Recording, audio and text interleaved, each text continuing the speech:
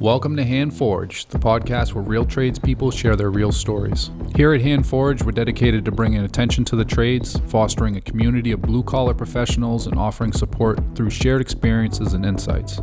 Each episode will dive deep into journeys, challenges, and successes of our guests. Whether you're a seasoned pro or just starting out in the trades, you'll find valuable tips, inspiring stories, and practical advice to help you navigate and thrive in your career. So grab your tools and get ready to be inspired. This is Handforged. All right, what's up, everybody? Welcome to another episode of Handforged. We are here with Lysa Wilkins, the extraordinaire. She does a lot of stuff. She has an interior design company. She has a company down in Essex called Essex Woods, which is a retreat center. Yeah, retreat center. And then she's also a yoga instructor. So a lot of hats, got a lot of stuff going on. She's very busy. I'm glad that she was able to make some time and get in here. Sweet. Happy to be here. Oh, sweet. I appreciate you. At Seacoast Cabinet, Raleigh, Mass., we offer a full range of services, from design to installation, tailored to residential and commercial applications. We carry 3 lines of American-made cabinetry to fit any budget, ensuring that you get the best quality and value. For more information or a free quote and design, head to seacoastcabinetne.com. So why don't you tell us a little bit about you and kind of, how you started and kind of how you got into 15 different jobs? I think I'm a serial entrepreneur, but I don't know where that came from. I really don't, because my parents were both very straight, like one career, one thing. All my brothers, one career, one thing. My sister, one career, one kind of thing. And I'm like all over the map. That's weird. Do you think there's like strange. a mentor or something in there that... A mental? No, I do think it's mental, but you sure said it is. mentor. Mentor. No. Not to be confused with mental. No, I feel like, honestly, I think for the first probably 35, maybe even 40 years of my life, I was running. And I think the busier I was, the more I felt like nothing could get me. And I think after 40, when I'd done a lot more personal growth work, I realized that that's what I was doing. But I actually like it. You know how sometimes your defense, your trauma defense, I'm going way deep real fast, but perfect. Sometimes that trauma defense is actually a good thing. Like sometimes being an overachiever, it gets you a lot of accolades, but it can be detrimental if you don't ever recognize it for what it is. Of course. And I think that's what happened. It was like I was running, and I was running myself ragged. But when I would stop and take a breath, the universe would smack me upside the head. And usually I would get really sick, and I would have to be down for the count, and then I would have an aha moment. And then I'd go right back to the rat race. But I was learning every time. So I think that's what it was. Interesting. But serial entrepreneur, I wanted to go to college for interior design and psychology. So psychology is a major, design is a minor. And my dad said, if you don't go for medicine, I'm not paying for it. And so that was kind of the first wake up call that I was going to have to work and go to school. And even that, I don't care who you are, that's a lot. It's tough, yeah. I mean, you're working to pay not only your bills to live, but then pay for school. I don't know how anybody does it now, let alone all those years ago when I was doing it. Yeah. So that was kind of my first foray into, okay, I gotta do this. So my first job was in jewelry design. So I kind of did a third path for a while. I did jewelry design, interior design, and still was studying psychology. And once I got myself through college, I was offered a job in California. By now, I was moved from Ohio to California. I got a job with The Gap doing store design. They were opening kids' stores. And that was really exciting because it was like coming in at something at the ground level. Yeah, and a large scale. But I don't think I really realized how large it was. And I was doing store design, and I hadn't really thought of doing commercial work at all. I thought I would do homes and residential, and that was kind of it. The pretty stuff in magazines. Yeah, pretty stuff in magazines. I wasn't really into the pillows and the drapes, but I was into like everything else. Yeah. And what I realized was, for me, the most important thing was making the space personal. Like, and that wasn't my taste. It was like making the space personal. So doing store design didn't really fit that bill. So I continued doing jewelry design because that was more personal. Yeah. And I kind of did those two things alongside each other. Yeah. And So I feel like it's a little bit more like intimate. You know the person that you're designing the jewelry for. They have a personal connection to it. When you're doing like big stores like that, it's just almost kind of cold. It is. It was. And and yet it was kind of exciting when it was done and merchandised and people came in and were like, oohing and on. And they really they didn't know why. I mean, that was the thing for me is like, I wanted you to walk into a space and have a feeling and an emotion. And they did, but in a commercial setting, they don't really understand why. Yeah. Where if they walk into their home after I've done it, they obviously know it didn't look like that before I was there. Right. So there's that. And the same with jewelry. When they would come in with a stone that was loose, that was a stone that was loose and there was no emotional attachment to it. And then I made it into a piece that meant something. Yeah. Whether it was like putting together old stones from their family or it was something new or redesign or something like that. So it was kind of fun. Interesting. Yeah. So you went from jewelry design and working with like the Gap. Yeah. So how did you transition into doing what you're doing now, like the residential side of things? I was kind of doing it all along. So an internship, remember, many hats all the time. I had an internship the whole time I was in college with this woman who owned an art gallery and was an interior designer.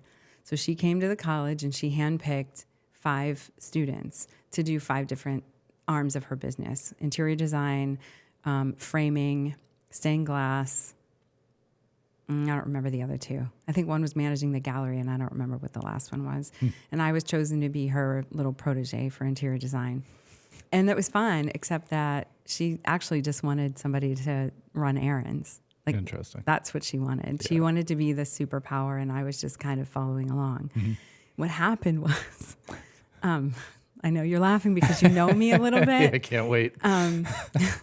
She was like super traditional and did the same thing every time. And so she had a lot of repeat clients. Well, I was there and I would be like, oh, but what about if we did this? And I didn't know I wasn't supposed to talk.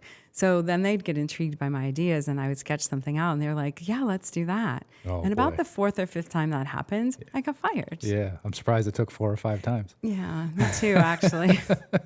I think there was a part of her thought, well, I'm still making the money, so who cares? And then it was an total ego problem. Yeah. Yeah. Who does this kid think she is? Right. Yeah. And that's why psychology has followed me all these years, is because knowing that kind of kept me sane. Yeah. Like the first time, that time when I got fired, it was a pretty hard blow. I was in my 20s and it was like, I shouldn't be doing what I'm doing. Yeah. I'm out of here. And I think it was the manager of the jewelry store actually said to me, is it that, or do you think she was just jealous? And I'm like, jealous of what? She's the one with the money and the career and the shingle outside. And I never thought of it being of my ability or my talent or my ideas. Yeah. Never. Makes sense. So.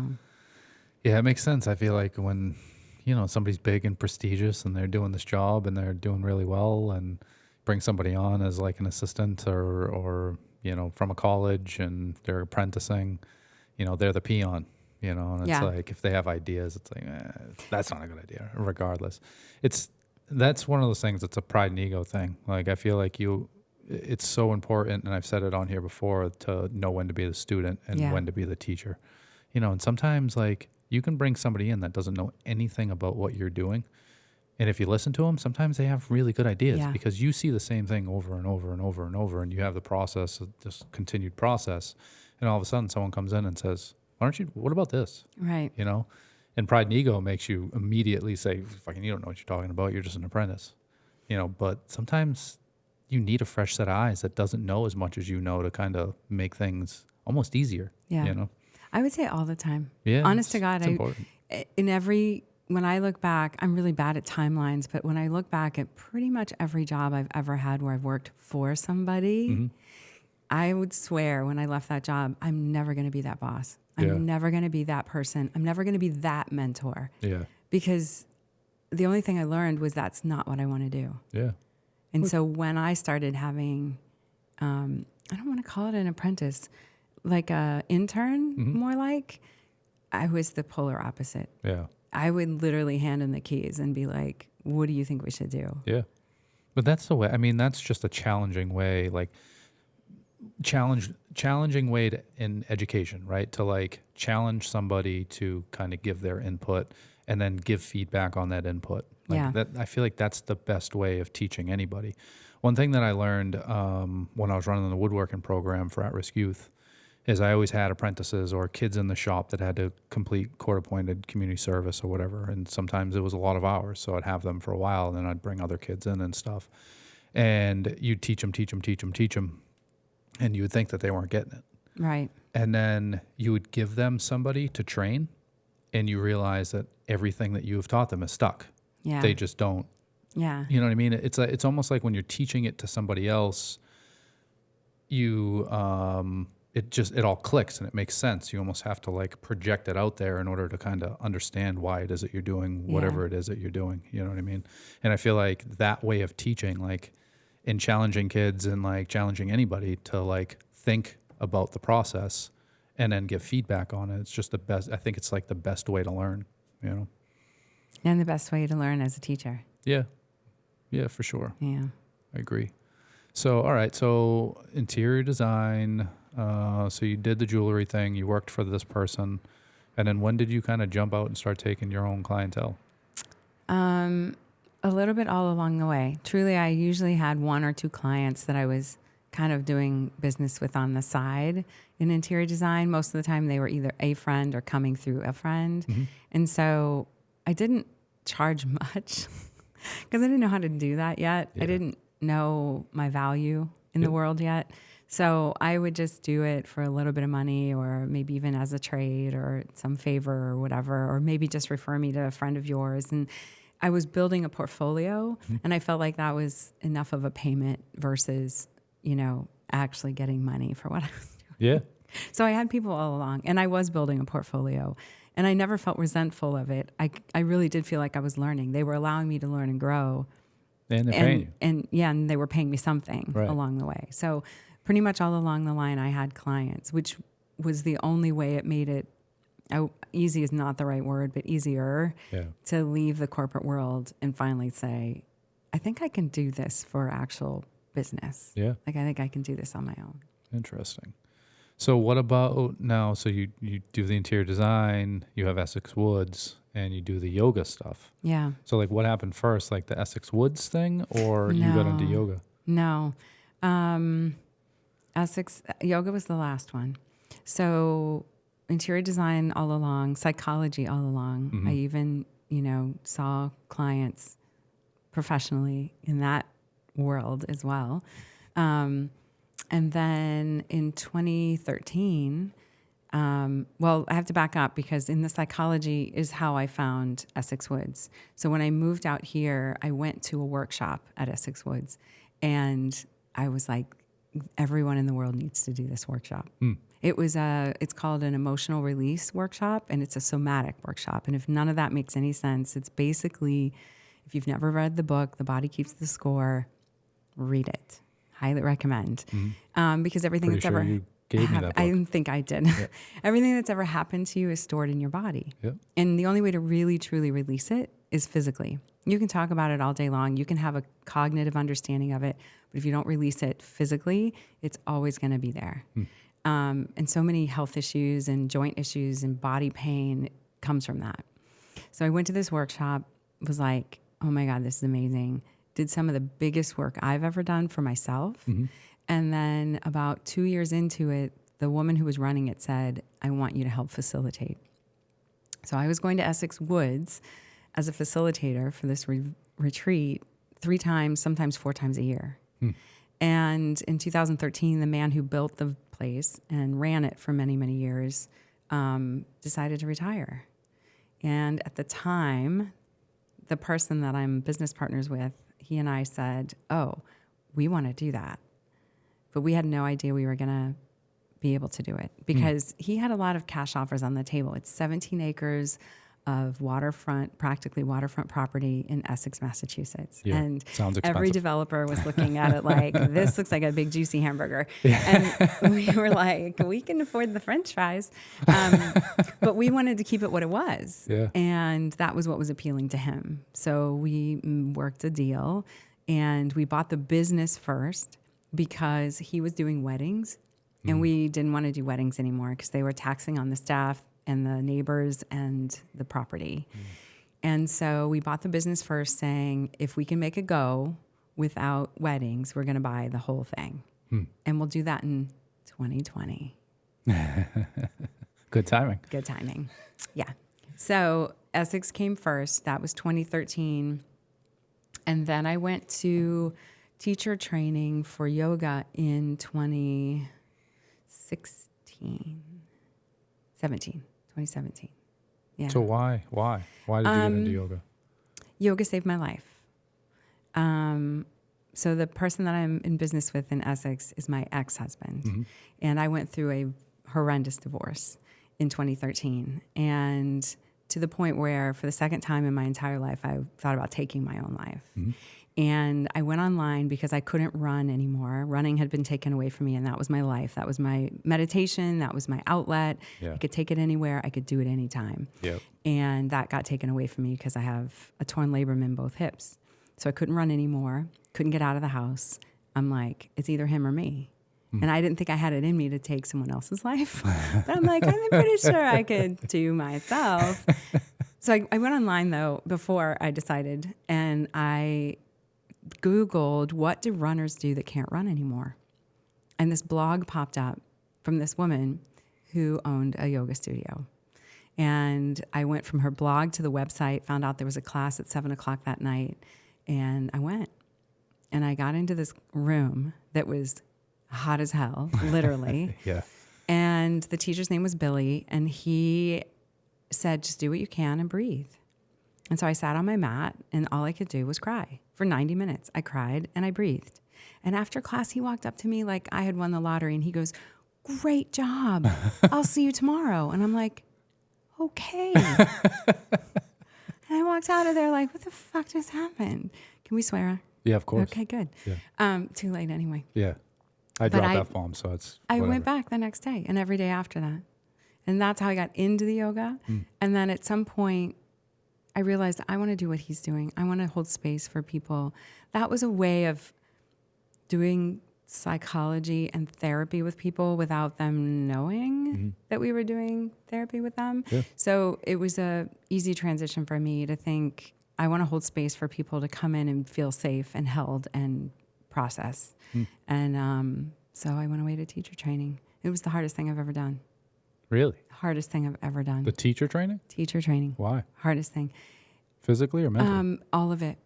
At my age, it was really physically challenging, and it was mentally challenging because I still hadn't really come to terms with being divorced, what my life was supposed to look like,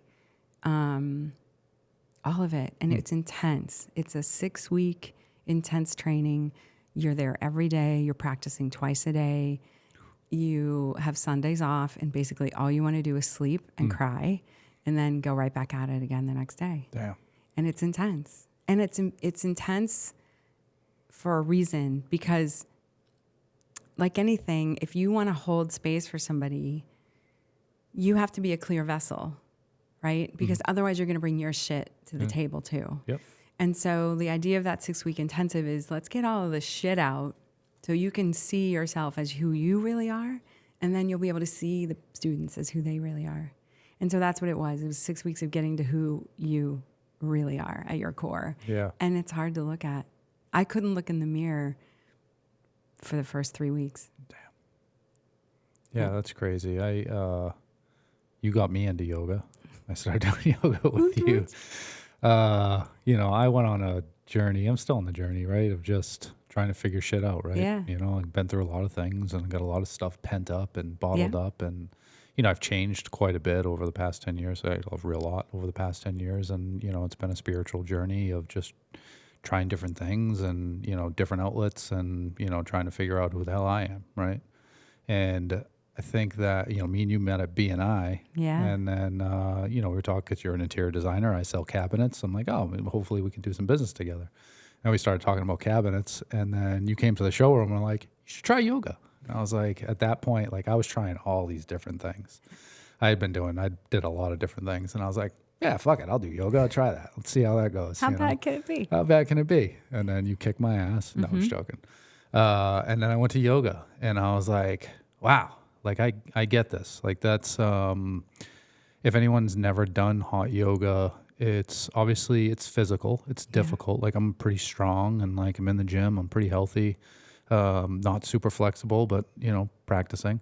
And the physical strength it took was pretty intense. Yeah.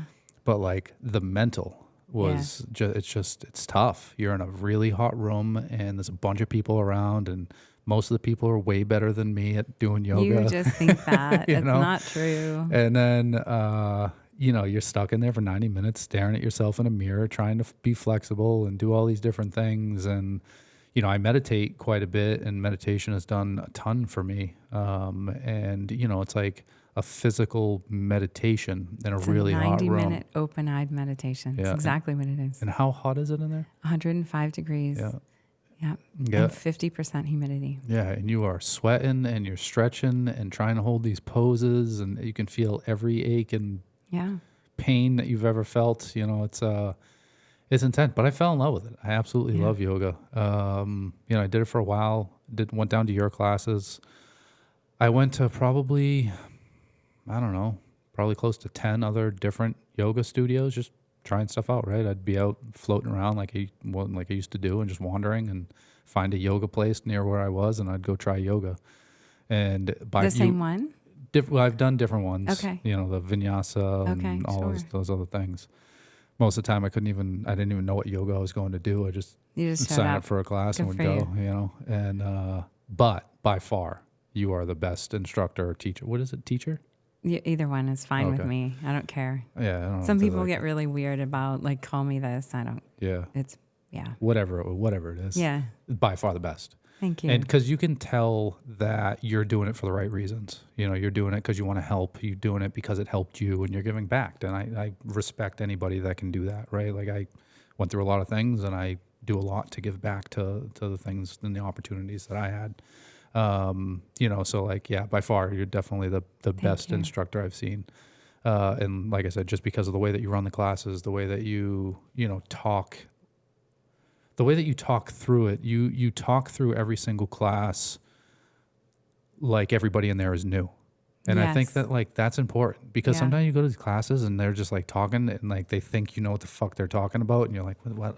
I'm like looking around trying to figure out what I'm supposed to be doing. So that's funny, because that came from past experience too. It's like every class I went to before I went to Billy's class, every time I would go to take a class, I would feel like exactly what you're describing. I'm the outsider. I have no idea what I'm doing. I'm not wearing the right clothes. I'm not moving the right way. I don't know what that posture is called, but everybody else seems to know.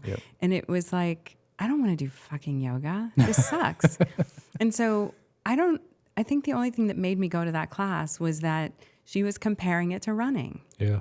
That was the only thing. And when I walked into that particular room that night, it was a male teacher. That was a plus for me. There were every age and every ability in that class. There were some people bigger than me, smaller than me, more flexible, less flexible, like every age, everything. And I was like, wow, this is the first time I've ever walked into a room and saw a variety of people versus every time I went to other studios, it was like all the ladies who lunch and there was not a man in sight. And it wasn't like I was there to pick up men, but it was like, why is this only accessible to women? Yeah. And I feel like, honestly, some of the male students I've had are the ones who've gotten the most benefit out of the class. Yeah. Mentally. Yeah, for sure. Let alone physically. Yeah, I wish that more guys would do it. I mean, every class that I've ever gone to, it's 90-10.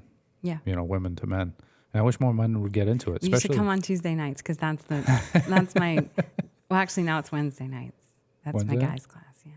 You have a guys class? No, it just happens that way. It's just, so at the studio I was teaching at, I had a very set schedule. And on Tuesday nights at 6:30, that's the class you would come to sometimes.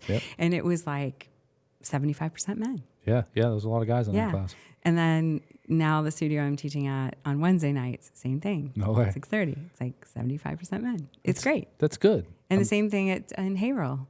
It's like, it doesn't matter what time of the class is necessarily. I think it's just word of mouth. Yeah. Like one guy goes and then he tells another 6 guys and then they show up. And you have people like me talking about it on a podcast. See and that? All of a sudden it's all men. I love that. The more the merrier. I feel like, men should definitely be into it, like, and do it on a regular basis. I love it. I talk about it all the time. I still try to go. Both of my boys go. So my so good. oldest son goes with his girlfriend. Like when he was back home, he moved back down to South Carolina, but he goes with her probably once or twice a week. That's great. And then Devin did it. So I went with Devin, my youngest, and their stepfather, Chris, who's a good friend of mine. So it was me, Chris, and Devin. And like, I got tattoos, a bald. Chris is covered head to toe in tattoos. And then like Devin's the wild child. You got 3 of us in the back of the class. We're the only dudes there. Oh my God. But it was awesome. I wish it was my class. Yeah, me too. There's a place that's like it's literally I could throw a rock in it from my house. That's really? That's where Chris and Tyler go because it's right next to the house. I think it's just easy. But Tyler wanted to actually go down to the studio in Haverhill before he left for South Carolina. I think when he comes back up, we kind of talked about it already. We want to go and do a class together because I actually haven't done it with him. He does it more than anybody else, but I haven't done it with him yet. I really like what you said about like I treated everybody like a beginner, and that's my goal. Yeah. So that I've never said that out loud, but I really appreciate that. Yeah, from you. I think that. Because I have a way of just kind of like analyzing everybody. It's a problem. That's probably why we're friends. Probably. I think that you treat it like everyone's a beginner. But I think the other thing that I like too is that like you would call me out and you would call out other people in the class like about certain things. And like, maybe some people don't like that, but I fucking need that. Like I need someone to slap me and be like, hey, what the fuck are you doing? Stop being stupid. Well, accountability is huge. Right. In everything that we do. Yeah. Whether it's yoga or what we do for work, it's like if somebody's not holding you accountable, what's the point? Right. Then you're just like out there freeballing. Yep. And you're not going to learn anything from that. Yeah. So, I want it. And if I take a class and I don't get any critique at all, I know it's bullshit. Yeah. Yeah. Because I know I'm not doing everything I need to do. And I know I'm not doing as much as I can do. Right. Necessarily. I might be physically limited that day, but if you don't ask me, you'll never know. Yeah. Because I'm just going to slack off. Yeah, but then there's also an approach to that, right? Like you can't, you don't want to insult anybody, but I feel like you do it a really good job at just like correcting and like, making sure like, you're not insulting anybody, Like I went to a class. Except for you. Yeah, you do give me shit. I did give you some shit one time. But I need that. I need that. I went to this. I mean, most of the classes that I've been to, nobody has said anything to me. And like now this is my first time doing some of these different yogas. And like, I want to be corrected. I don't know what the fuck I'm doing. Like, tell me what I'm doing. And I think some people are just maybe a little intimidated or whatever. They don't, they're just there kind of checking a box, I feel like sometimes. But, then there was this one lady, I won't say where it was, but she was like all over me. Oh, I know where and it was. I was like, Jesus Christ, like, could you just settle down? Like, I'm ready to punch you in the mouth. We talk about that at training. Yeah. Like, we call it don't hump your newbies. Yeah. Yeah. Because it's not cool. I was getting humped for sure. Yeah, you have to read the first time you say something, how did they react? Yeah. And then go from there. Yeah. You can't just nail them and nail them and nail them. Yeah. At one point, I had to, like, look up and give her eye contact. I'm like, listen, you're about to cross a line that you don't want to cross. Blow up your damn studio. Just kidding. That's alleged. But yeah, so yeah, I don't know. I guess that's all I can really say about yoga. I love it. And I wish I'm going to start making more time for it. Me and April actually have been talking about it. Great. I fucking miss it, and I can feel it. Like when I went fucking hiking a couple weekends ago, I mean, I felt great because like I'm still in good shape. Like I'm still working out a ton and I'm running actually for the first time in my life. So I've been doing some running and stuff. So like my cardio is good. Like I feel strong and healthy and like I know what to be eating and I'm eating good, all that stuff, right? But then like I just don't feel as flexible. And those pains like in my hips and my lower back, I can feel more. You got to take care of those joints, I man. know. They're not getting any younger. Yes, they are. No, they are. I just keep getting younger. Everybody else around me gets older. Yeah. So how often are you doing yoga or I'm teaching 6, 7, 8, about 8 times a week. Of course you are. So talk to me a little bit about Essex Woods and like the program and stuff that you do down there. Like how does Essex Woods work? Like what are you guys doing? So it's a retreat center, which is we're kind of in between a hotel and a bed and breakfast. So we're smaller than a hotel and much more intimate. And if you book at our venue, you are the only person there. So that's the biggest difference between us and a hotel is you have the whole place to yourselves, whether you're 4 people or 55 people. We serve all the meals there, so you get all 3 meals served. And we have amenities like a hot tub and a sauna. We have a ropes course. We're on 17 acres of woods with a trail. We're about a quarter of a mile from the ocean, so you can walk down to the ocean. And the way it works is you would book a retreat. So whether it's 1 day or 7 days, doesn't matter to us. You can stay for 3 weeks. You can stay for 3 months. So any length of time you'd like. And any programming that you want to bring in, great. If you come and you have no idea what to do, we offer a lot of programming. So for instance, I teach yoga there. If they want a yoga class, if they want a meditation, if they want, I do team building exercises. I do something called Triple H. I think you and I talked about that at one point. It's a little bit psychology, a little bit team building, and a whole lot of fun.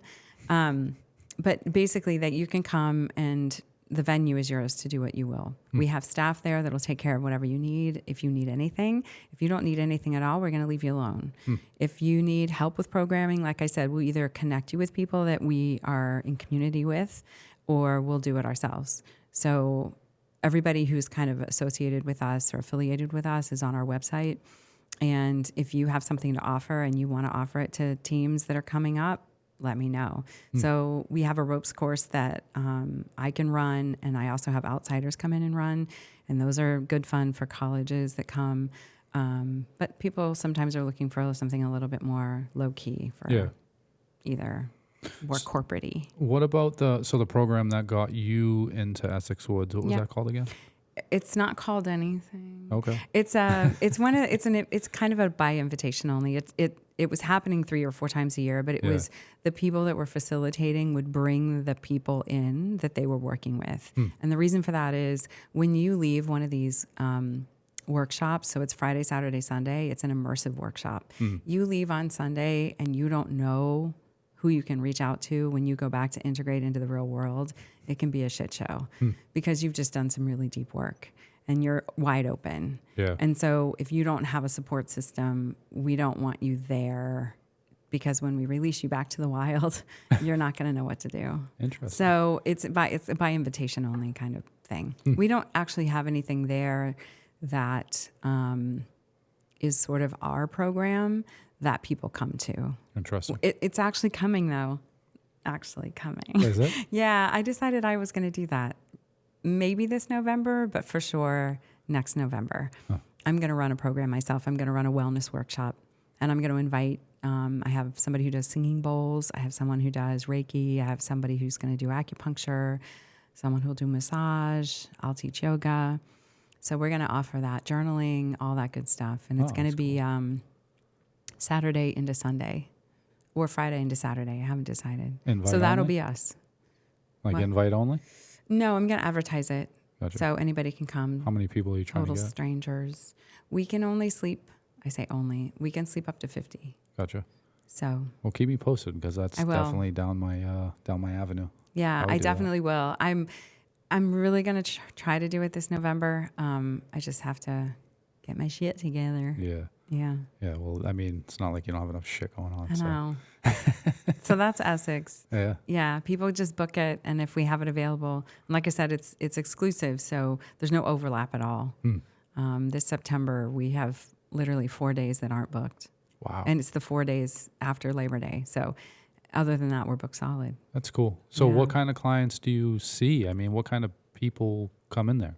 Just all around? Nonprofits. We get a lot of nonprofits, some religious groups, a lot of colleges. Harvard comes with 5 different arms of their place. I don't know what the right word is, but divisions. Yeah.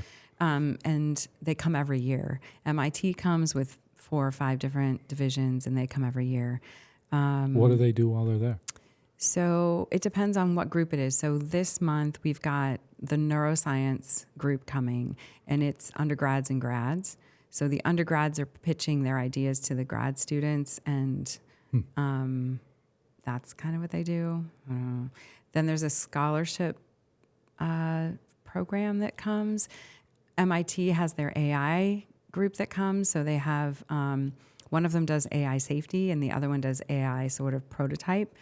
We have the Rockefeller group come, and they have undergrads and grads, and then people who'd gone through the program like way long time ago to talk about their experience. So these undergrads are coming and pitching why they should have the money to do what they want to do in the world to improve it. No And way. so there's 12 of them. That's cool. That's really fun to watch. So there's 12 of them, and they pitch their idea to all the grad students and all the board members, and it's like super nerve-wracking.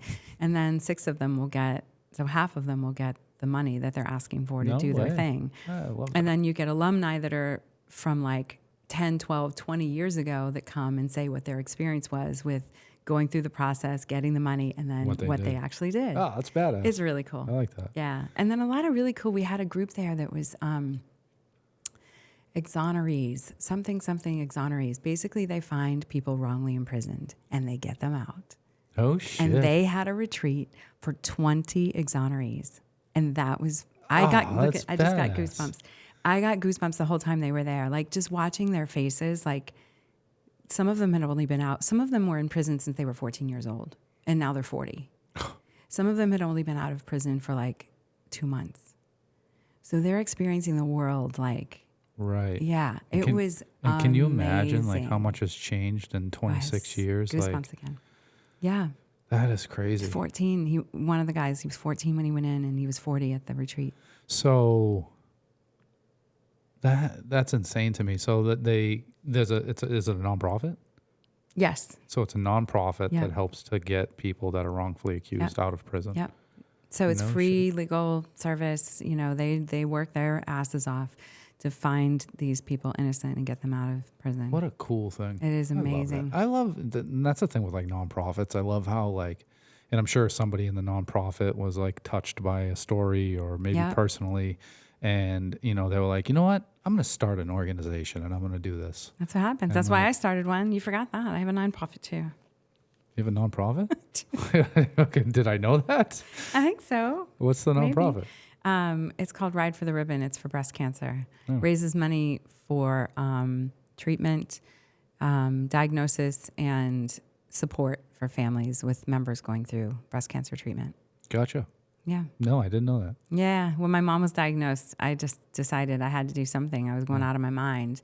And she didn't need any of those services. She was fine. But I just realized in that moment how many people don't have that. Like the people on the Cape that have to pay, and Martha's Vineyard, they have to pay thousands of dollars just to get to their appointments. Between getting a water taxi to being here, and then how are they going to get from there to the treatment, and then how are they going to get back from the treatment if they live by themselves, or if they have young children, the other parent's taking care of the kids and they have to travel by themselves. Or I mean, there's so many scenarios. It just was like heartbreaking to me. So we started a nonprofit. I started a nonprofit for that. Now I have a great team now with me, so I don't have to do it by myself. Ride for a Ribbon. So what do you guys It's do? a horseback ride, of course. I figured it Horse, was. of course. Yeah. Yeah. So Lisa also has horses, or a horse. Sorry. Yeah.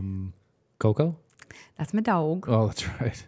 What's the horse's name? Phoebe. Phoebe. That's right. I got to meet Phoebe. Feisty Fleet. Yeah. Phoebe's a badass. She is a badass. And you ride often. You Yeah. love riding. When I have time. Yeah.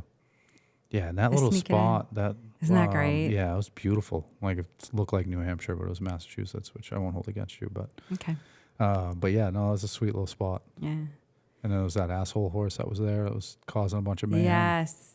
Gone. He's gone. Oh, is he? Yes. Yeah, you didn't like that horse. No, did not. Well, he didn't like me, as you could see. Yeah. Yeah, no, he's gone. Yeah, no shit. Gone. Yeah, so we get a lot of really interesting people there, and I look every one of them up because I want to know who they are before they get there. Yeah. And sometimes I look up the board of directors and I like memorize their face, and then when they walk in, I call them by name, and they're like, Whoa. "How the fuck do you know my name?" I'm like, kind of creepy, huh? So yeah, it's fun. Talk to me about time, right? So percentage wise, what do you do? I don't like this game. I'm what do you do terrible the at most math. of? So you have interior design, you have Essex Wood, you have yoga, you have a nonprofit. Like we'll just leave it to those 4. Okay. Percentage of time. Like what do you invest the most amount of time in, and what do you invest the least amount of time in? All right, so ebbs and flows.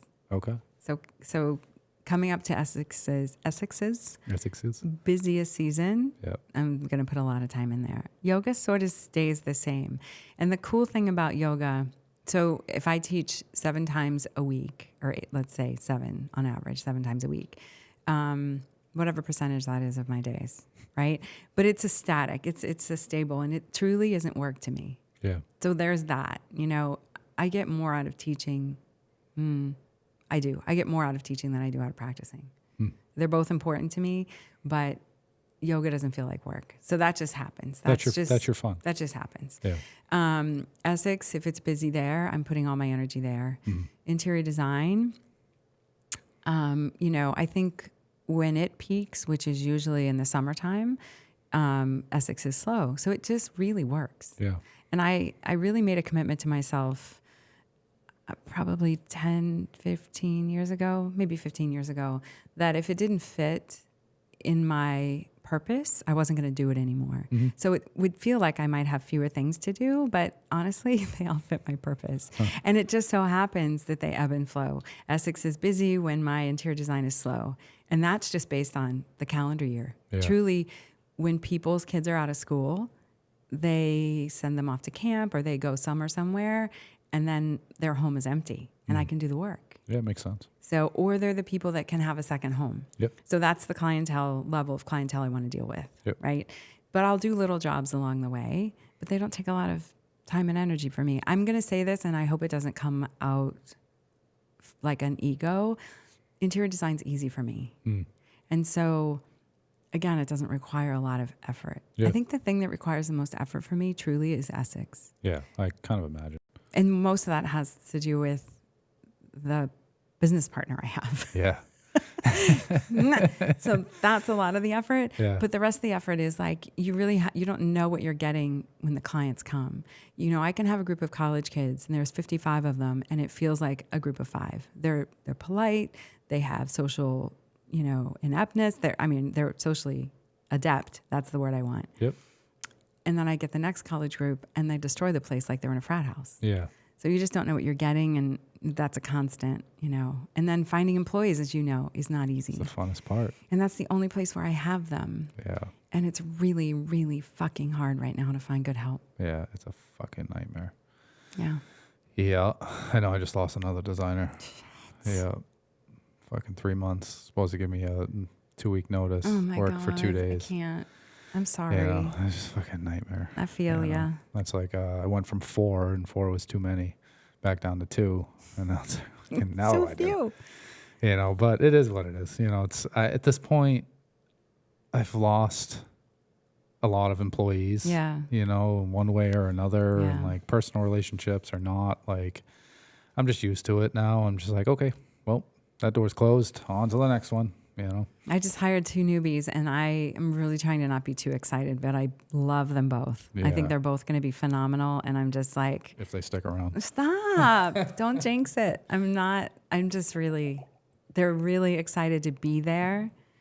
They're the right age. They're the right attitude. I'm excited. Yeah. So hopefully if they could just stick through September, it'd be awesome. What are they doing? What are the 2 newbies doing for you? So the way I structured this, and this took a while to figure out, the way I structured my employees is that we all do the same job. We're all managers on duty. I'm not it. Like, I'm not your boss. I am your boss, but we're all going to do the same thing. We're all going to clean the toilets. We're all going to make the beds. We're all going to work the dining room. We're all doing it all. Yeah. Because when everybody had a role, guess what? They're all in a silo. Yeah. And if housekeeping didn't do something, the kitchen help didn't care. And if the kitchen help didn't do something, the MOD didn't care. Yeah. And it was like, what the fuck? Yeah. So I watched it from afar, because when we took over the business, I let it ride. This is how it was running all those years. It's got to be okay. And the more I saw, the more I freaked out.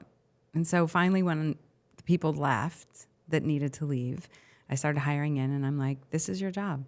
And I'm going to be right alongside of you. Yeah. I'm going to clean the 15 bathrooms. And we're all going to make beds. And we're all going to do this. Yep. And it's your house. I want you to be invested in this. Like, you're having somebody over to your house. Yeah. Would you sleep in that bed? Would you eat that food? Yeah. Would you use that bathroom? And all of a sudden it clicked. Everybody gave a shit Yeah. about everything. about first impressions, about if the front door was vacuumed. Like everybody gave a shit. And it's been amazing. That's and it was just like finding more people that would buy into that has been the hard part. Well, actually just finding people who wanted to work. Yeah, that's the hard first part. and foremost, or people to show up. Yeah. And now these two women that I hired not only get it, but they're just at the right age. I know that sounds terrible to say, but I'm saying it. They get it. They've run a household. Yeah. You know, they've raised kids. Yeah. They get it. Yeah. That's good. I mean, I feel like you would be kind of a good person to teach. I don't know, what do you call it? Teach? I don't know. I guess manage those positions, because like you care enough, and like your personality is just like a caring personality. So like I feel like it would be, I wouldn't say easier, but kind of more natural for you to like talk to somebody and explain to somebody like how to do that job and why. Yeah. You know, I mean, because you couldn't like bring in some hard ass and be like, you got to clean the toilets and make the beds and like. Oh, I tried that. He quit the next day. Literally, he came in the first day. He got to do what he wanted, which was work in the kitchen. Yeah. And he was so excited, and he loved that. And the next day, he got to work outside. Oh, he loved that. And then the third day, he was going to make beds. Yeah. And he looked at me and he goes, I don't want to make beds. I'm like, well, that's what we're doing today. That's your job, bro. We're flipping the house. You got to make beds. Yeah. And he goes, well, I'm going to need to think about that. I'm like, okay, you do that. You go take a walk and you think about that. And 30 minutes later, he wasn't back. Good. And I texted him and I go, if you're still walking, don't Keep come walking. back. Yeah. It's good. I was shocked. Yeah. But that was when I finally, that's when I learned my lesson. Like, I'm not going to waste time and energy trying to reel somebody in and convince them that this is how we do it. Yeah. I just am like, and I'm going to be right next to you doing it. Yeah. I'm going to be in the trenches with you. I don't rule from above. Yeah. I don't want to do that. How many employees do you have over there? Now I have 4. Nice. I went from 2 to 4 as well. That's good. Yeah. Then I keep going back down to 2. And so now I have 4, and I have some floaters. Yeah. I have summer help when the college kids come home, and then I have a couple people that'll work for me on weekends if I need them. Nice. Yeah. That's good. I feel like you have to be like a caring person to do that and appreciate that job, you know? Yes, you do. You have to, you have to treat it like it's your house. Yeah. You're having company over. Yeah. Interesting. So, so you said your busy season down there is when? In Essex right now. Right now. Right now. So Starting right now. Thank you for coming. Yeah, it's August, September, October, and about halfway into November. And then it slows down. It doesn't stop. We're open 365 days a year.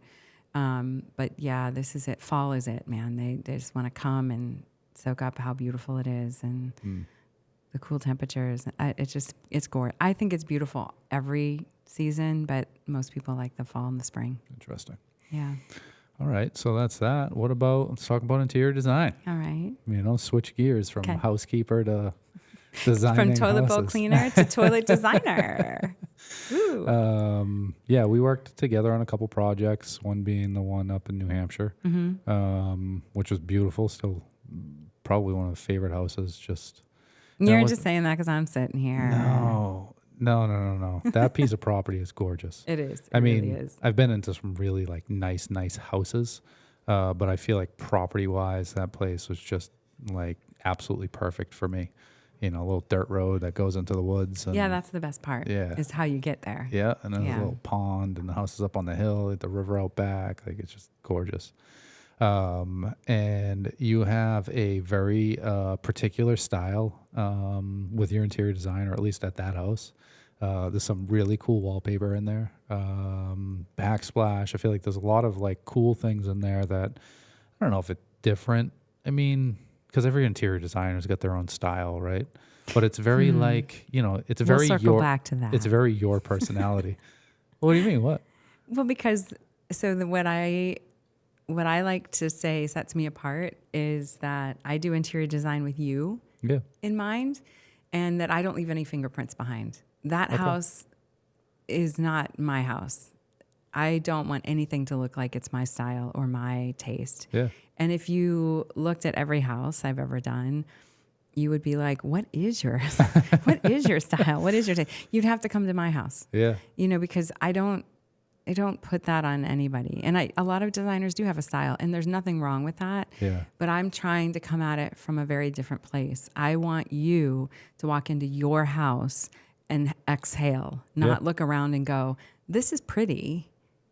Oh, and I live here. Yeah. I want you to walk in and feel like, yeah, this is like when they walk in that house and see that wallpaper, they all smile because they freaking love kitschy, like the alien wallpaper in the front foyer. Yeah. Yeah. It's like there's this gorgeous formal foyer with this gorgeous chandelier. Yeah.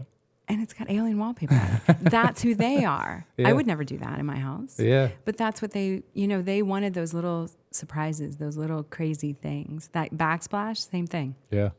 They wanted something unexpected. They wanted something a little bit different. So, yeah. I feel like, that's the only reason I pushed back. I feel like I've only seen, that's really the only house that I've seen that you've done. Fully finished, yeah. Fully finished. But I feel like that house, and maybe it's just a client, just has like a piece of your personality. She does.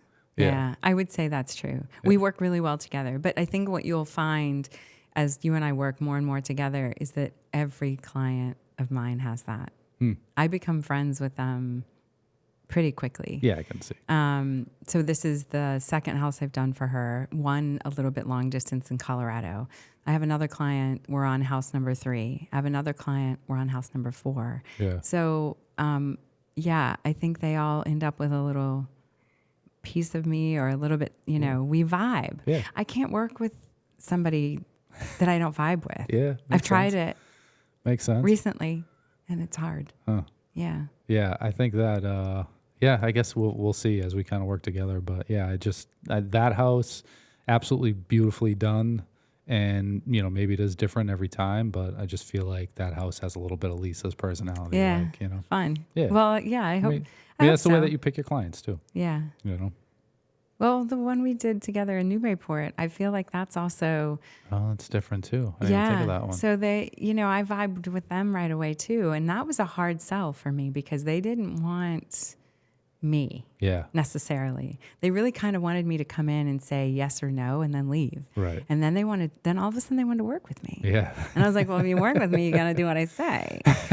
And then it got to be fun. Yeah. And it's if people can kind of let go and have a little bit of fun with it and let their hair down. And not worry so much. Yeah. I feel like people fucking worry so much. They do. Well, Are it's people a big investment. Are people going to like this? Yeah, but they don't worry about the right things. I feel like they worry about what everybody else thinks, or worry about what's trending, or worry about Oh, that's true. what the magazine looks like, or like true. worry about how long this is going to be popular. Well, see, that's why I push and say, time. but what do you love? Yeah. And that's do you so love important. that separate from what's going on in the world around you? Right. Then do it. Do it. Right. This is your freaking house. It's not going to be on the cover of Architectural Digest. Right. It's your house. Yeah. And if you're happy, who cares? When you invite your friends over, if they don't like it, tell them they go home. Yeah. And I feel like that's important as an interior designer, to make sure people are putting their own character into their house. I think it's super important. We just had Sarah Sunman on. Have you met her? I haven't met her. I know her. I know of her, but I haven't met her. Yeah, Welcome Home Designs. I grew up with her. She grew up in the same town as me, so I've known her for a while. And I just had her on last week. And she has the same approach. Like every house is different because she wants to, the customer to be involved in that whole process. And, it's called Welcome Home Design because she wants everybody to feel that feeling. Like when you walk into home after a long, stressful day, you put your keys down and you can just... there's that exhale. That's it. And that's that's her approach. And I feel like that's the best approach in my eyes. But there's also interior designers who have their style. Oh, their style and their look, and that's what they're going to do. Right. And clients come to them for that style, and nothing wrong with that. There's a market for that. Yeah. And it's not me. I would be too busy if that's what I was doing, because it would be too like, oh, well, it's this paint and it's always this furniture and it's always this and it's always that. And it's like, oh, that's easy. Yeah. But that's not what I want. Yeah. And that's why I handpick my clients, and they take a while. Yeah. I mean, that client in New Hampshire took a while. Yeah. Are they done? Still waiting almost. On it? Okay. We got a couple more pieces of furniture last week. Last thing is getting the banquette cushions for the dining, or for that eat-in area, and the pillows for that, and then the accent pillows. And then we just got all the artwork reframed. Oh, cool. So that's going to go up, and then we're done. Then there'll be something else. Then we'll have a we're party. done. Yeah. Yeah. Did they do the Take a pickleball while. court inside that thing? Yep. They did? Bar. Yep. Inside the barn. That's not a barn. Well, it's an outbuilding. Yeah. With like 15 garage doors on it. Well, the guy had antique cars before them. He must have had a lot of antique cars. He did. And then you saw the little walkway, right, around, so you could walk up there and look down at the cars. What did they keep that? Yeah. That part? Yeah. A little catwalk? Yeah. So people can go up there and like spectate. I can't remember. We talked about what we were going to do with the other part of the garage, and now I can't remember what it is. Fencing or something. Like, with swords, not like fencing. No, like, around the property, but fencing with swords. Yeah. Yeah, that, I think when I was up there, they were talking about, it was like early on. Well, they like to play, not paintball, but what is it called when you... Oh, airsoft. Airsoft. Yeah, they like to play that too. So that's a great spot for it, because they were playing it in the basement of the house that they have in Newton. Gotcha. So I'm like, they'll have a lot more space if you put them out in the garage or whatever you want to call that thing. And then you don't have to listen to them. them. They have to listen to them. Yeah. So I think they're going to do that. Oh, that's cool. Yeah. That's cool. What is your favorite project so far as like as an interior designer? You have a favorite? I do. There's two, but the one that came to mind first is a client that I just did her third home, and the third home wasn't supposed to happen. So the home that she was in before, she was married with 2 young kids, and her world blew up. Yep. And it just so happened that my world had already blown up, and I had already gone on the other side of it. Mm-hmm. And so when her world blew up, she came to me and she's like, I have to move out. And she's like, but I want to move close to the kids. So I'm going to find a house like 3 streets over, and you have to make it look like my other house. And I was like, are you sure that's what you want? Because that's what she wanted in the moment. Yeah. But the minute we got into this new house, I said, do you really want this to look like your old house? And she's like, oh my God, no. I want this to look like my house. New chapter. New chapter. Yeah, I love that. So that was super fun. And the same thing happened to a male client of mine who he built a house with this woman, and then things blew up. Yep. Had a young kid. He kept the house. But then we were in the middle of it, and he's like, oh my God, everything that we're doing was her idea. Can we stop? I'm like, yeah, we can. Let's pump the brakes. And so then we finished the house with his decisions. Oh, that's cool. And it was he and I had worked together before he was married twice. And I did 2 of his dental offices. So like we had done a lot of work together, and I knew what his style was, and I knew the house wasn't. And it made me so happy that he stopped it. Yeah. Like I didn't want to do that because I didn't know where his head was. Yeah, right. And as soon as he said, can we stop? I was like, yes, we can. Yes, we can. So those are my 2 favorite, because that's just another example of I want to be in their lives to the point where I really have a handle on what do you want. Yeah. When you walk in this door, even in his dental offices, like, what do you want to feel? What do you want your patients to feel? Come out and sit with me in the lobby. And he's like, really? I'm like, have you ever sat in the lobby of your own office? And he's like, no, I come in the back door. And the most important thing to most of the dentists that I've worked with is what equipment they have. Like, how is their state-of-the-art equipment look? And do they have a TV on the ceiling for the person to watch? And I'm like, they have to sit in that lobby for 30 minutes before they get here. By the time they get here, they just want you to get done. Yeah. They don't give a shit what this looks like. And so when they come out and they sit in the lobby, it's a pretty intense moment for them. Interesting. Yeah. That's kind of funny. I never really thought about that. Yeah. I do that with a lot of my commercial clients, especially someone like a dentist who never has seen the other half of their office. Yeah. I make them sit and squirm. Well, I feel like you think about like a dental office, and it's just every one of them's the same. You know, they got those like little metal chairs. I'll take you to one of mine. Yeah, I can imagine. Yeah, it's a little different. Yeah, I think that, watching you work with like Sue, especially, your approach to things, because a lot of times like interior designer is like the tiebreaker between husband and wife, and, or partner and partner. I feel like it can be tough to manage sometimes because, we get it as kitchen designers, the husband wants wood and the wife wants painted. And right. It's like, this is what we like, but like it's inevitably it's up to you. It's your house. I think that your approach to working with couples like that was awesome to watch. I think that the girls actually probably learned a little bit from it because they weren't sure what the hell they wanted. Yeah. And like they definitely needed help making decisions. And as much as we tried to like steer one way or the other, they just weren't comfortable until they started working with you. And there's then the psychology coming back. yeah, I can see that for sure. But it's that approach to just all of the questions and kind of helping them to make up their mind, and that's why again a good interior designer is worth their weight in gold, because for that exact reason. I've been working in houses and on houses my whole life, but if I had to design my own house, I would hire an interior designer. Like because I wouldn't be able to. Me too. Yeah, right? Can you imagine trying to do like your own? I don't know. I feel like we just know so much that it kind of hurts us. Too much. Yeah, 100%. I'd have to have somebody like you probably come in and be like, well, what are you actually looking for? Yeah. And present the questions and kind of challenge my question or challenge my decisions and like help me make some decisions, because I just, that would be so difficult. It's really hard. Yeah. The cobbler's children have no shoes. And when I go into my house, and you've been in my kitchen, and I hate my kitchen, but every time I look at it, I'm like, I could do this, I could do that, I could do this. Yeah. And it's like, I know too much. Yeah. I don't want to make any decisions. Yeah. When I get home, I don't want to make a single freaking decision. Yeah. Yeah, we saw it with Priscilla. Priscilla started designing her kitchen before she started working for me. That's how I ended up hiring her. She was a client first. We went out to measure her kitchen. Funny. And she just finished her. She's still, they're still doing the construction, but like she literally just finished the kitchen. It's been a year and a half. But that thing changed 15 times. Like, and then, those walls coming down, fucking windows moving. Oh, boy. She went through this whole thing, and there was a bunch of rot, and then like one thing led to another. It turned into a huge renovation. But yeah, she changed that design so many times. Didn't know what the hell she wanted to do, what cabinet line, what finish. Like, I felt bad for her for a while. I'm like, you're just like torturing yourself right now. Like, you gotta. I'm gonna start with money and go, here's my money. Yeah. What can fit in this money? Yeah.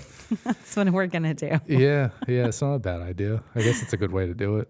She, has some money. So like, I don't think that wasn't that makes it even more dangerous. Right. And that's like, so if that's not the ultimate decision maker, then like, what is? Like, if your budget's not the thing that's holding you back, then like, what the hell do you do?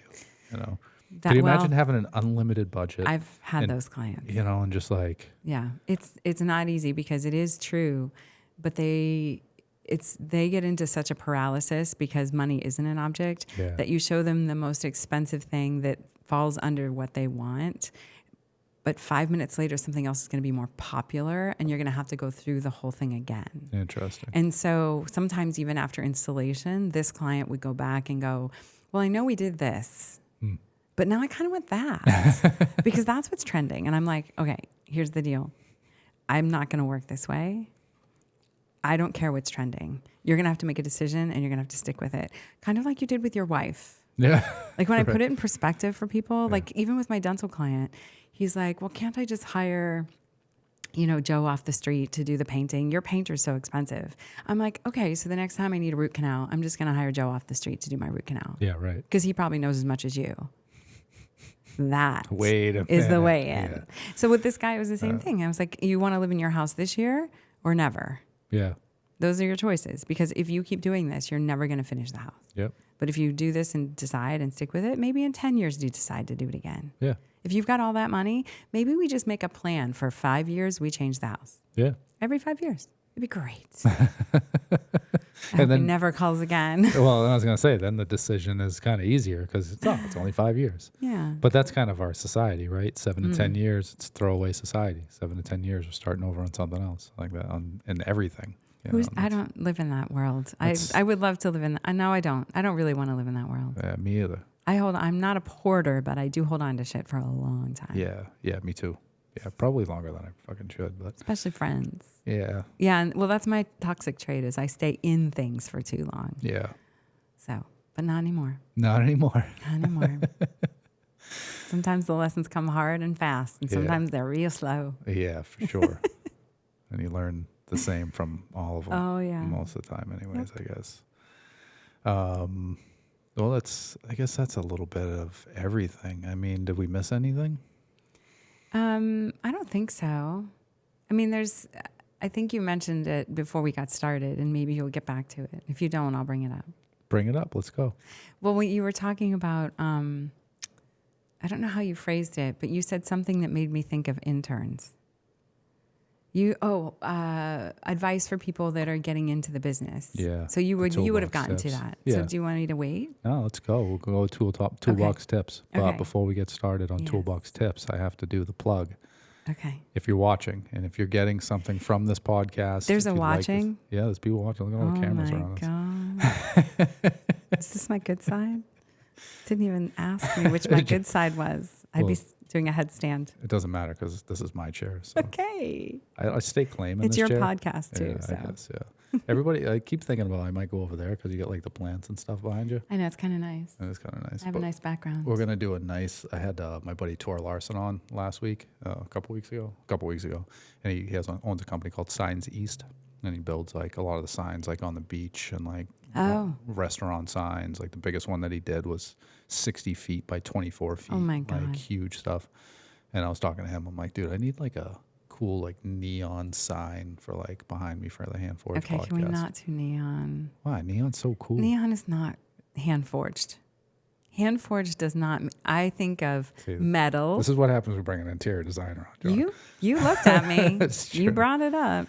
All right, But I what do you think of metal. I think of, well, even when I look at it, whatever it is you're using right now, it feels like it's like a branding iron. That feels hand-forged to me. Neon isn't hand-forged. That's like so cheesemeister. I guess. Have you seen the Joe Rogan podcast? Yes. He's got a cool ass neon sign, and I think that's what I like. Okay. I have a lot of respect for Joe Rogan and his podcast, but not so much the neon. Yeah, I guess maybe it would be hand forged. Like different, think yeah. about like even your office at the showroom is Yeah. like that's hand forged. Yeah, Your truck, natural walnut. your dog, your house, Yeah, your tattoos. There's nothing neon about you, my friend. maybe like backlit or I'm something. sorry, Little no. you're right. Backlight is okay. A little Some, backlight. like, with like some like steel Big, like- and like wood. Yeah, steel and wood, like a branding iron. Like even that would be cool. Like if you burned the word hand forged on a piece of wood, Yeah, and then surrounded it with metal, and then backlit it. I bought this cool little branding iron for American Pride Woodworking when I had the woodworking business. Where is it? It's Find still it. at the house. All Thing's right, let's badass. get it out. It's like this big. I used to stamp all the pieces of furniture, and I used to like joke around that I was gonna brand myself with it. Okay, don't do that. Didn't do that. I branded myself with a chain once. Chain link, my arm. So my 28-year-old employee, she keeps asking for fun stuff like that. So she wanted a glue gun. I don't ask a lot of questions. I usually just get her what she wants on Amazon. It's like having a kid. Can I get a glue gun? Sure. Can I get a laminator? Sure. Then she comes back to me. Can I get what you just described? It's like a wood burning etching type thing. Yeah. And I was like, let's talk about that one. Are you mad at anybody? You upset with the guests, the chef, me? Yeah, you're not gonna drop that in somebody's bathtub, She goes, right? so then she's like, I was gonna surprise you. And she brings out these, they're like pieces of wood cut from a tree, like a circle. Yeah. Right? And she's gonna etch into it like room 1 through 4 and a little arrow. Room 1, 5 through cool. 9. And I'm like, oh, yeah, you can have one of those. Send me the link. Have you ever seen there's people that do artwork with those things on wood? Yeah. I follow this girl on Instagram that makes these freaking incredible things out of these like, big slices So of the cool. wood, and she it's so awesome. It's like a silhouette cutter. Have you ever seen a silhouette cutter? Yeah. That can look at you and cut your silhouette without looking down at the Yeah. paper. Yeah, Yeah. it's crazy. Magical people. Yeah, I wish I was that artistic. It No looks like so neon. much fun. Just no neon. Oh, so I was Can trying we to get agree away on from- I that? was No, trying to we're get not away away from until I was you trying to get agree away that we're from not doing neon. All right, no neon. What but color neon were you thinking? I don't know, like pink or something. I I'm just knew you were joking. gonna say I'm that. just joking. I don't know. I didn't think about a color yet. but Right, that's maybe the problem. I'll do like a backlit thing. You're probably right. Do Yeah. something like with metal and wood and make it look like. Can we agree that I'll have at least one I'll talk to you about it. Okay. Yes, darling. one for little sure. look at it before you All right. dive in? Yeah. Well, I'll have it designed first, and then we can talk about it. Okay. All right. Perfect. Fabulous. All right, before we get into toolbox tips, if you're watching the podcast, if you like this, if you're getting anything from it, I don't ask for anything except for you like and subscribe to the podcast. We cannot keep it going unless we get the audience that is engaging in it. That's the truth. So if you like it, subscribe, and let us know. Leave some comments, whatever. Thanks. Toolbox tips. Toolbox tips. You ready? Yeah, I'm ready. So practical advice that you would give to anybody that wants to have 15 jobs and work. No, practical advice for anybody that, coming into interior design or is thinking about doing, a retreat center or even thinking about getting into yoga. I mean, I feel like you are kind of have an expertise with a few different things. Like, what kind of advice would you give to people that are interested in these things? So I'm going to start with the interior design one because that was the first thing that kind of popped into my head when you mentioned it earlier. Mm-hmm. And that is to intern with someone, but be very picky about who you intern with. I take on an intern. I didn't do one this summer, but I take an intern or two on every summer. Mm-hmm. And I let them really figure it out with me and be in the field with me. Because what they're learning in school, I'm sorry, has nothing to do with being in the field at all. Much different, for sure. And I feel like it's not like I want to poo-poo college because I just had the same conversation with two of my college kids at Essex Woods that were interning with me. Mm-hmm. I'm like, you guys, college is great. I'm not shutting it down, but you cannot take away life experience. Yeah. You can't teach it in a classroom. You can't get a feel for what it's like to have an interaction with another human being, negotiate, contracts, Communication being told skills. no, communication skills.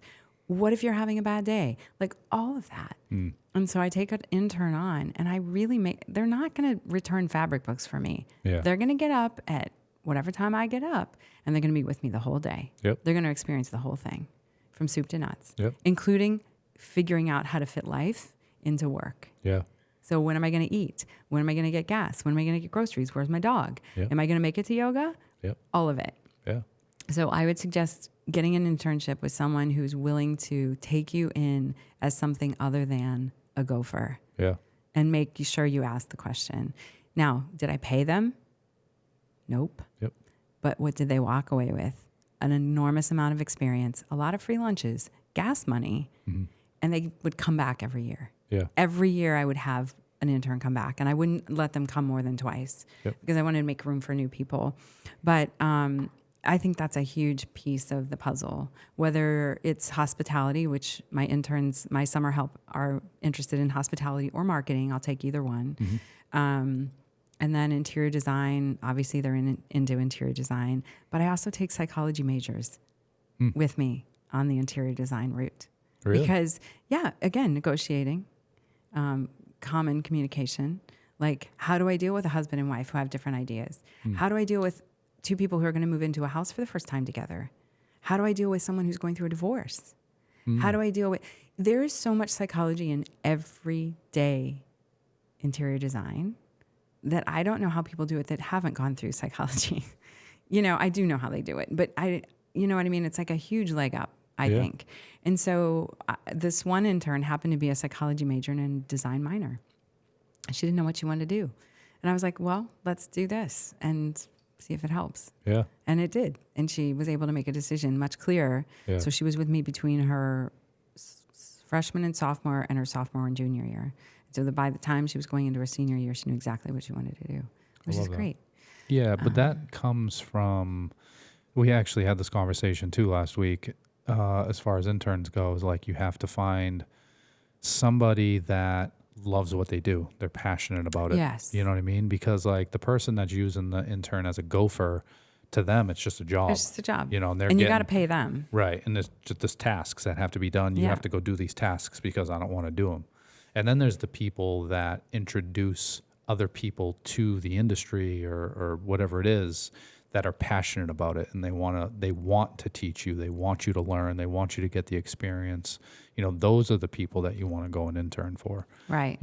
Because that's your introduction to what you're doing. And like, regardless, you could be the best interior designer, absolutely love interior design. But if you start your apprenticeship with somebody who's not passionate about it, they can ruin it for you. Yeah. You know what I mean? And like that drives me crazy because a lot of people do sign up to bring in interns because they want gophers. They want somebody Yeah, just no, to do their that's not tasks. what I want. Yeah. And in the yoga world, I had a student of mine. She's from Australia. She moved here with her whole family. She has 4 kids, 4 dogs. She's awesome. Anyway, one of her sons wanted to go into physical therapy. He wanted to be a physical therapist. And one of his summer tasks last year was to interview somebody in the industry. He couldn't find anybody that he wanted to interview. He talked to people, and it's kind of like what you're just saying. There was no spark. There was no passion. It was like, yeah, we can talk about it. It was like, so he kept going back to his mom, and he goes, there's nobody out there. I don't think this is for me. And she's like, okay, would you be interested in, and ask your teacher if it's okay if you interview a yoga instructor? And he said, all right. So he asked, they said yes. He came and interviewed me. And then I said, and now I want you to observe the class. I said, you're not going to take the class. He'd already done that. You're going to observe the class. So he interviewed me, and then he took my class as an observer. And he sat in the back to watch how I handled the new people, how I did whatever, how I handled injuries, how I helped the person who had just came back from knee surgery, like all of it. I had a perfect class for him to observe, not me being perfect, but like the perfect amount of students that needed special attention. So fast forward now, he's in his, I don't know, 2nd or 3rd year of college, and his mother and I had dinner because she's moving back to Australia in September.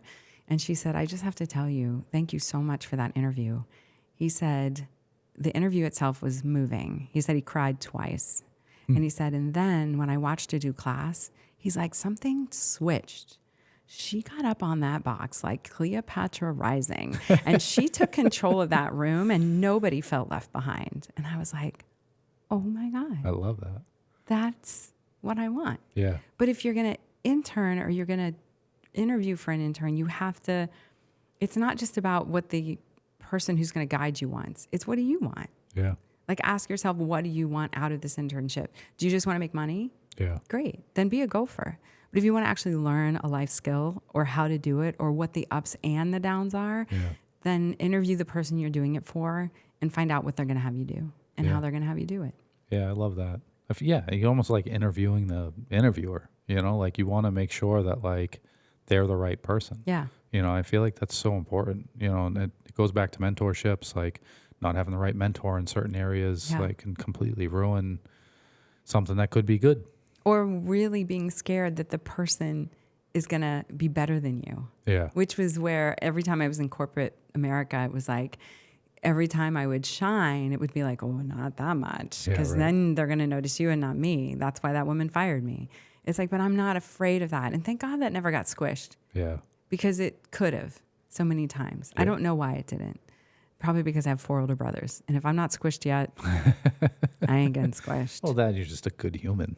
Well, I just feel Sometimes like that's all it it's takes. hard to keep being told you're not good enough when it's really their own fear. And I think that's the piece. And that's kind of what I want interns to get to. It's like when someone tells you, no, you're not good enough at this, stop and ask yourself, is that because of their fear? Mm-hmm. Are they afraid you're better than them? Yep. And that's where it's coming from, because you're always good enough. Because you're always doing the best you can with the best you have. Yep. That applies to everything, including yoga. Agreed. I love that. I think that's great advice. Well, awesome. That was good. That was fun. I'm glad you came on. Me too. And then, I guess that's it. That's it. That's everything in the toolbox? That's everything in the toolbox, okay, man. Cool. That's everything in the toolbox. Fabulous. It was a lot of fun. I'm glad you came on. Thank you for making the time. I'm glad you were able to make it, and the horse is somewhat okay at this point. Yeah. So Lysa wasn't going to be able to posted. make on because her friend's horse is in rough shape, but yeah, he's moving around. So he's it looks moving like around. He's a tough cookie. All right, cool. All right, well, thank you for coming on. Thanks for listening, everyone.